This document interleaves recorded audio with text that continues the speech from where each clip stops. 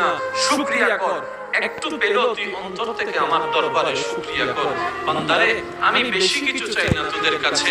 খাবার শুরুতে একটু আমাকে স্মরণ করবি, খাবার শেষ করে একবার আমাকে স্মরণ করবি, ঘুমানোর আগে একবার আমাকে স্মরণ কর, ঘুম থেকে উঠে একবার আমাকে স্মরণ কর। বান্দারে, তুই শুধু তোর জীবনের ব্যস্ততার ভিতরে আমি রবকে স্মরণ করার জন্য বাহানা খুঁজতে থাক, কৌশল করতে থাক, যেমনি পারস আমি রবকে একটু স্মরণ কর।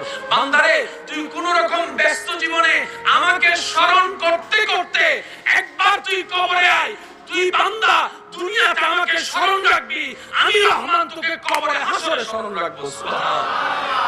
আর রব যাকে কবরে হাসরে স্মরণ রাখে, জাহান্নামের আগুন তাকে স্পর্শ করার কোনো সুযোগ নাই। আল্লাহ পাক বলে, বান্দা আমি আছি তো তোদের জন্য। লা তাহজান লা তাখাফ, ভয়ও করিস না, চিন্তাও করিস না। যার যা করার করতে দে, যার যা বলার বলতে দে। দিন শেষে আমি আহকামুল হাকিমিন হাসরের ময়দানে বিচার করব, তোর পক্ষে রায় করে দিব।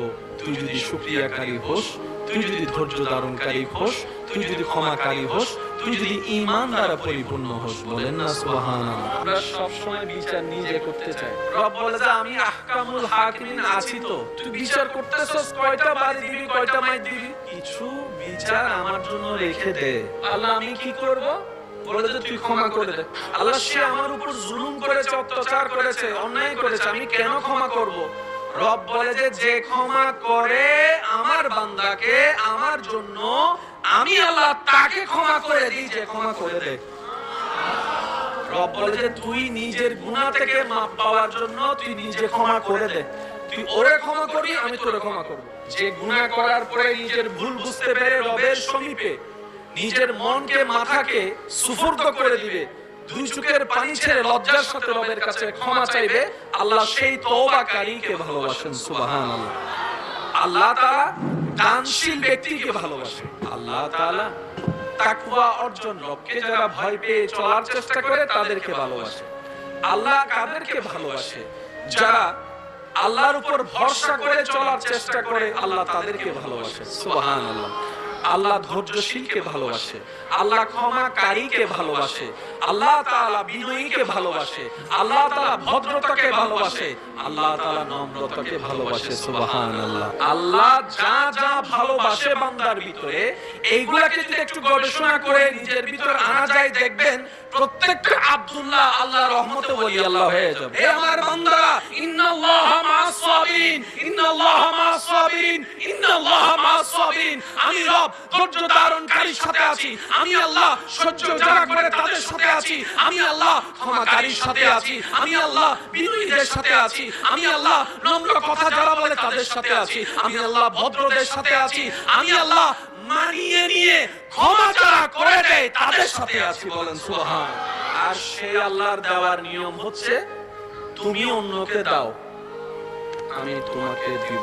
মুসা আলাইহিস সালামের সময় একজন আল্লাহর বান্দা মুসা নবীকে এসে বললেন, ইয়া নবী আল্লাহ, আমার জীবনটা অনেক কষ্টে যাচ্ছে, সকালে আনলে রাতে থাকে না, আমার রিজিকে এত কম বরকত কেন আমি বুঝি না, আমি বেশি দিন বাঁচতেও চাই না। আল্লাহকে একটু বলেন, আপনি তো আল্লাহর সাথে কথা বলেন, আল্লাহ অনুমতি দিয়েছে, আমার পক্ষ হয়ে আল্লাহকে বলবেন আমার জীবনে যত রিজিক আছে সবগুলো যেন একসাথে দিয়ে দেন। মুসা নবী ওনার কথা মোতাবেক আল্লাহর কাছে গিয়ে বলেন, আল্লাহ তোমার একজন বান্দা তো এরকম একটা দোয়া ফরিয়াদ করছে, আবদার করছে যে তার জীবনে যা রিজিক তুমি বরাদ্দ রাখছো 20, 30, 50, 60 বছর, 100 বছর সব একসাথে দিয়ে দাও, সে একসাথে কি চলে যাবে। আল্লাহ তাআলা দোয়া কবুল করেছেন। সুবহানাল্লাহ। দীর্ঘ কয়েক বছর পরে মুসা নবী সাথে ওই ব্যক্তির দেখা, যে সময় খাবারে খাবার পায়নি, এখন এসে দেখা যায় তার ঘর রাজপ্রাসাদের মতো। সুবহানাল্লাহ। তার ঘরে অনেকগুলো মানুষ খাবার খাচ্ছে। সুবহানাল্লাহ। যে অন্যের চাকরি করতো আজকে তার কাছে অনেক মানুষ চাকরি করছে। তো মুসা নবী দেখে আল্লাহকে জিজ্ঞেস করলেন, ইয়া রাব্বাল আলামিন, মামলা তো আমি বুঝলাম না, যার কোনো কিছুই ছিল না তাকে তুমি একসাথে সব যদি দিয়ে দাও সে খেয়ে শেষ হয়ে যাবে, ফিনিশ। এখন দেখি যে সেও আছে, তার ঘরও আছে, সম্পত্তিও আছে, তার অট্টালিকার অভাব নেই। আল্লাহ ব্যাপার কি এতটুকু তো জানি, তোমার প্রত্যেকটা কাজে বান্দার জন্য উপকার আছে, তোমার প্রত্যেকটা কাজে কোনো না কোনো হিকমত তো লুকানো আছে। সুবহানাল্লাহ। আল্লাহ আমি তো জানি তুমি সব সময় বান্দাকে কারণ খুঁজতে থাকো, ক্ষমা করে। সুবহানাল্লাহ। মুসা নবী যখন জানতে চাইলেন, রব্বুল আলামিন বললেন তার দোয়া মোতাবেক আমি আল্লাহ কবুল করে তাকে সে সম্পত্তি দান করেছি যা তার রিজিকে ছিল। কিন্তু এমন কেন হয়েছে জানো? আমি আল্লাহ তাকে যখন সমস্ত রিজিক দান করে দিলাম 10 ভাগ, আমার বান্দা কি করেছে জানো? ওই রিজিক পাওয়ার পরে 2 ভাগ নিজের জন্য রেখে 8 ভাগ আমার নামে আমার বান্দাদের জন্য দিয়ে দিয়েছে। আর আমি রবের ওয়াদা কি যে আমার জন্য দিবে, আমি তার জন্য আরো বেশি দিব। এবার সে আমার জন্য আমার দেওয়া রিজিক থেকে এক বস্তা যখন রিজিক চাউল যখন আমার অভাবী বান্দাকে দিয়েছে, শুকর হইস না, শুকরিয়া কর। একটু পেলেও তুই অন্তর থেকে আমার দরবারে শুকরিয়া কর।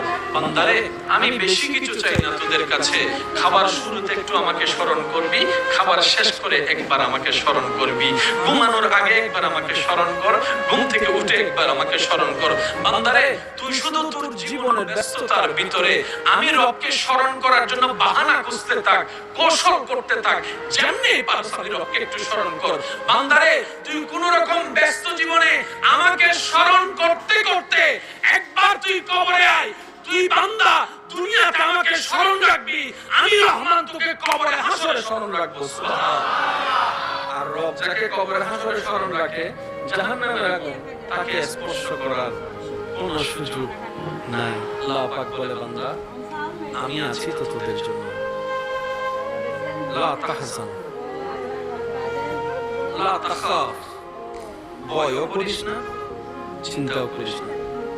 যার যা করার করতে দে, যার যা বলার বলতে দে। দিন শেষে আমি আহকামুল হাকিমিন হাসরের ময়দানে বিচার করব, তোর পক্ষে রায় করে দিব।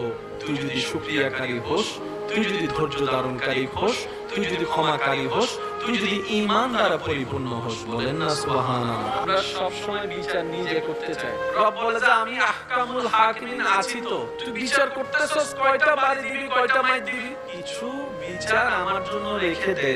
আল্লাহ আমি কি করব? বলে যে তুই ক্ষমা করে দে। আল্লাহ সে আমার উপর জুলুম করেছে, অত্যাচার করেছে, অন্যায় করেছে, আমি কেন ক্ষমা করব? রব বলে যে ক্ষমা করে আমার বান্দাকে আমার জন্য, আমি আল্লাহ তাকে ক্ষমা করে দিই, যে ক্ষমা করে দে। রব বলে যে তুই নিজের গুনাহ থেকে মাপ পাওয়ার জন্য তুই নিজে ক্ষমা করে দে। তুই ওরে ক্ষমা করবি, আমি তোরে ক্ষমা করব। যে গুনাহ করার পরে নিজের ভুল বুঝতে পেরে রবের সমীপে নিজের মনকে মাথাকে সুফর্দ করে দিবে, দুই চোখের পানি ছেড়ে লজ্জার সাথে রবের কাছে ক্ষমা চাইবে, আল্লাহ সেই তওবাকারীকে ভালোবাসেন। সুবহানাল্লাহ। আল্লাহ তাআলা দানশীল ব্যক্তিকে ভালোবাসে। আল্লাহ তাআলা তাকওয়া অর্জন, রবকে যারা ভয় পেয়ে চলার চেষ্টা করে তাদেরকে ভালোবাসে। আল্লাহ কাদেরকে ভালোবাসে? যারা আল্লাহর উপর ভরসা করে চলার চেষ্টা করে, আল্লাহ তাদেরকে ভালোবাসে। সুবহানাল্লাহ।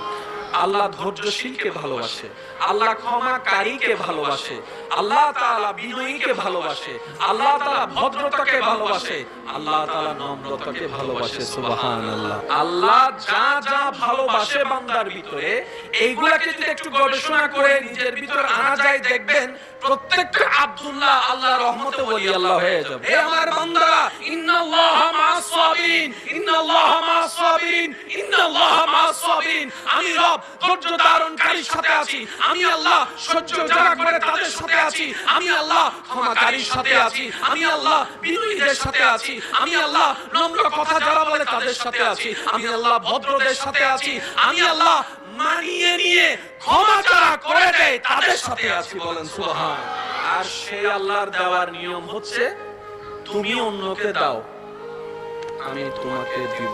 মুসা আলাইহিস সালামের সময় একজন আল্লাহর বান্দা মুসা নবীকে এসে বললেন, ইয়া নবী আল্লাহ, আমার জীবনটা অনেক কষ্টে যাচ্ছে, সকালে আনলে রাতে থাকে না, আমার রিজিকে এত কম বরকত কেন আমি বুঝি না, আমি বেশি দিন বাঁচতেও চাই না, আল্লাহকে একটু বলেন, আপনি তো আল্লাহর সাথে কথা বলেন, আল্লাহ অনুমতি দিয়েছে, আমার পক্ষ হয়ে আল্লাহকে বলবেন আমার জীবনে যত রিজিক আছে সবগুলো যেন একসাথে দিয়ে দেয়। মুসা নবী ওনার কথা মোতাবেক আল্লাহর কাছে গিয়ে বললেন, আল্লাহ তোমার একজন বান্দা তো এরকম একটা দোয়া ফরিয়াদ করছে, আবদার করছে যে তার জীবনে যা রিজিক তুমি বরাদ্দ রাখছো 20 30 50 60 বছর 100 বছর সব একসাথে দিয়ে দাও, সে একসাথে কি চলে যাবে। আল্লাহ তাআলা দোয়া কবুল করেছেন, সুবহানাল্লাহ। দীর্ঘ কয়েক বছর পরে মুসা নবী সাথে ওই ব্যক্তির দেখা, যে সময় খাবার পায়নি, এখন এসে দেখা যায় তার ঘর রাজপ্রাসাদের মতো, সুবহানাল্লাহ। তার ঘরে অনেকগুলো মানুষ খাবার খাচ্ছে, সুবহানাল্লাহ। যে অন্যের চাকরি করতো আজকে তার কাছে অনেক মানুষ চাকরি করছে। তো মুসা নবী দেখে আল্লাহকে জিজ্ঞেস করলেন, ইয়া রাব্বাল আলামিন, মামলা তো আমি বুঝলাম না, যার কোনো কিছুই ছিল না তাকে তুমি একসাথে সব যদি দিয়ে দাও সে খেয়ে শেষ হয়ে যাবে, ফিনিশ। এখন দেখি যে সেও আছে, তার ঘরও আছে, সম্পত্তিও আছে, তার অট্টালিকার অভাব নেই। আল্লাহ ব্যাপার কি? এতটুকু তো জানি তোমার প্রত্যেকটা কাজে বান্দার জন্য উপকার আছে, তোমার প্রত্যেকটা কাজে কোনো না কোনো হিকমত তো লুকানো আছে, সুবহানাল্লাহ। আল্লাহ আমি তো জানি তুমি সব সময় বান্দাকে কারণ খুঁজতে থাকো, ক্ষমা করে, সুবহানাল্লাহ। মুসা নবী যখন জানতে চাইলেন, রব্বুল আলামিন বললেন তার দোয়া মোতাবেক আমি আল্লাহ কবুল করে তাকে সে সম্পত্তি দান করেছি যা তার রিজিকে ছিল। কিন্তু এমন কেন হয়েছে জানো? আমি আল্লাহ তাকে যখন সমস্ত রিজিক দান করে দিলাম 10 ভাগ, আমার বান্দা কি করেছে জানো? ওই রিজিক পাওয়ার পরে 2 ভাগ নিজের জন্য রেখে 8 ভাগ আমার নামে আমার বান্দাদের জন্য দিয়ে দিয়েছে। আর আমি রবের ওয়াদা কি যে আমার জন্য দিবে, আমি তার জন্য আরো বেশি দিব। এবার সে আমার জন্য আমার দেওয়া রিজিক থেকে এক বস্তা যখন রিজিক চাউল যখন আমার অভাবী বান্দাকে দিয়েছে,